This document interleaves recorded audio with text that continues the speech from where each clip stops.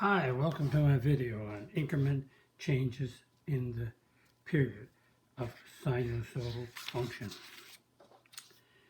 Increment changes of the period is p divided by 4.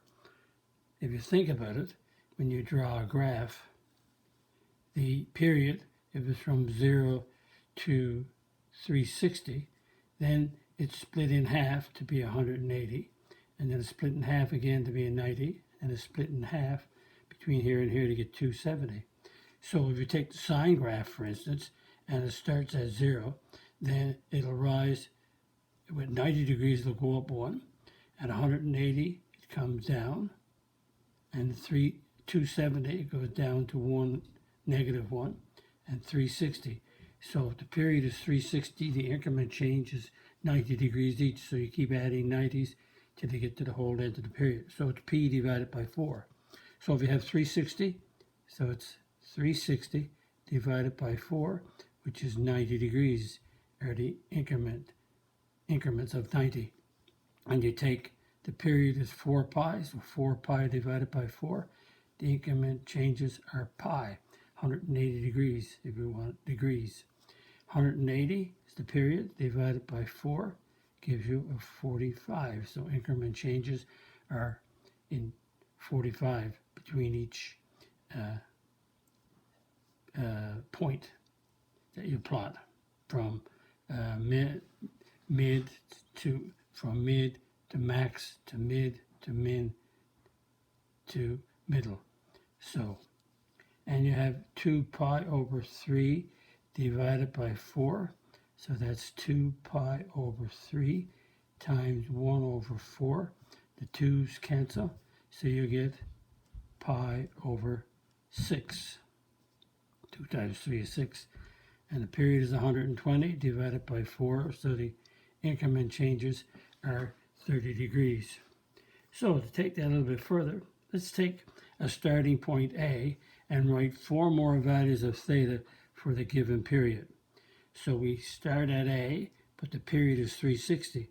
So the increments is 360 divided by 4, so we got increments of 90. So we start at 0. We start at 0 degrees, and we add 90. We get the first one is 90 degrees. Add 90 again, we get 180.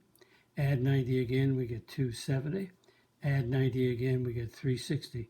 So from 0 to 360 is the period, and is in increments of 90. Now we have a period of 180, so we take 180 as the period, divide it into 4 equal parts, so each part is 45 degrees. So we start at 90, so we start at 90 degrees, and we add on 45, we get 135. If we add on 45, we get 180. If we add on 45, we get 225. If we add on 45, we get 270. So note, from 90 to 270 is 180 degrees, and there's increments of 45 between each. Now we have 720 divided by 4, and 720 divided by 4 is 180. So we start with a -60. So -60 add on 180 is 120. 120 add on 180 is 300. 300 add on 180 is 480. And 480 add on 180 is 660. So, and 660 add on 60, 720 is the period. So, and let's continue. We have a period of 120 increments, divide by 4. The increments are 30 degrees. So we start off with 10 degrees, and we add 30. We got a 40, add 30, we have a 70, add 30, we have 100, and add 30, we get 130. And between 10 and 130 is 120 degrees, broken up into 4 equal parts. Now we have period is 2 pi. 2 pi divided by 4, the 2's cancel, we get pi over 2. So we start off with a 0. Notice this is 0, this is radians, so it's just 0 radians. And we add on pi over 2. We add on pi over 2, so that gives me 2 pi over 2, so that's just pi. add on pi over 2, that's 2 pi over 2, add on pi over 2, so that's 3 pi over 2. And we add pi over 2 onto this, we get 4 pi over 2, which is 2 pi. So again, from 0 to 2 pi is the period. And notice pi over 2, that's a 90, pi is 180. Pi over 2 is a 90 times 3 is 270, and 2 times 180 is 360, so that's in terms of radians.